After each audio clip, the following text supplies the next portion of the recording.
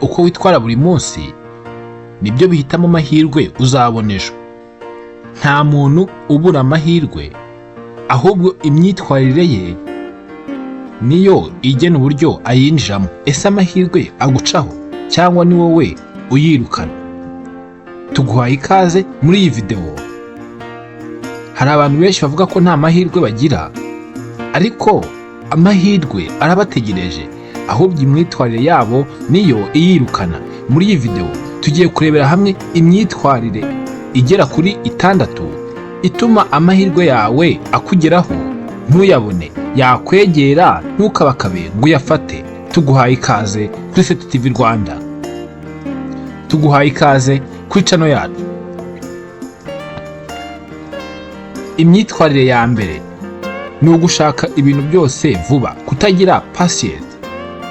Abantu benshi bashaka itsinzi yihuse, batihanganiye n'inzira.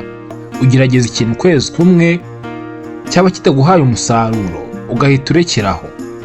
Emera inzira. Ibintu bifite agaciro bifata n'igihe. Imyitwarire ya kabiri ituma abantu banyura ukubiri n'amahirwe yabo, bananirwa kwakira inama. Umuntu utumva inama ahora asubira mu makosa amwe. Ikosa waguyemo ejo hashize, uyu munsi urigwamo cyangwa se n'ejo witeguye kurigwamo igihe utumva inama. Abantu bakugira inama ariko ukavuga ngo ndabizi, nyamara utaragerayo.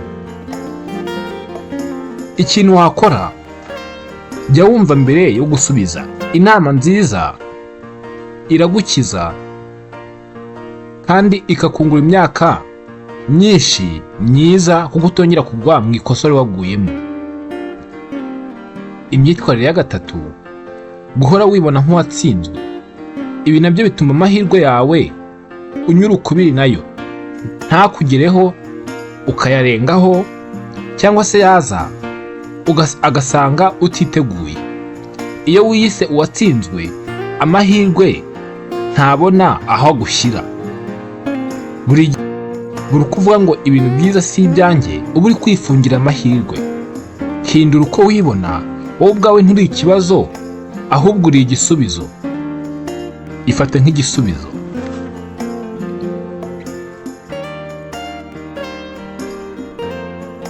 Imyitwarire ya kane ni ukutagira consistency. Gukora ibintu rimwe na rimwe ntibyubaka amahirwe. Uyu munsi uri gukora cyane, ejo ukareka, ejo bundi ugatangira bundi bushya.